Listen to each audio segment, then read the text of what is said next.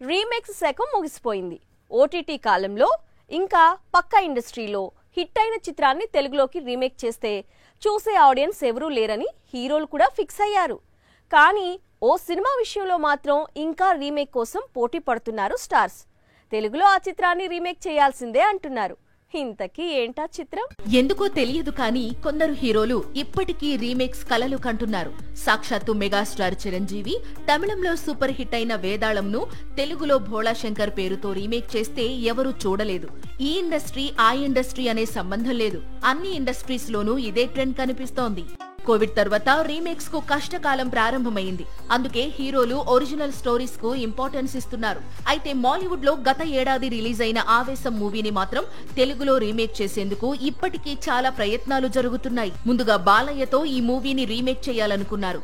ఆ తర్వాత రేసులోకి రవితేజ వచ్చాడు. రీసెంట్ గా మంచు విష్ణు కూడా ఆవేశం రీమేక్ లో నటించాలి అనుకున్నాడట. అయితే రైట్స్ మరొకరి దగ్గర ఉండడంతో ఆగిపోయాడట. అంటే తెలుగులో ఒక హీరో ఫ్యూచర్ లో ఆవేశం తెలుగు రీమేక్ లో నటించడం ఖాయమన్నమాట.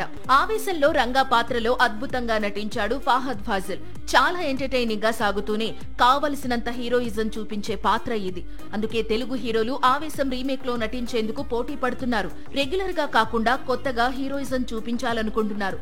తెలుగులో ఆవేశపడే హీరో ఎవరు అనేది కొద్ది రోజుల్లో తెలుస్తుంది.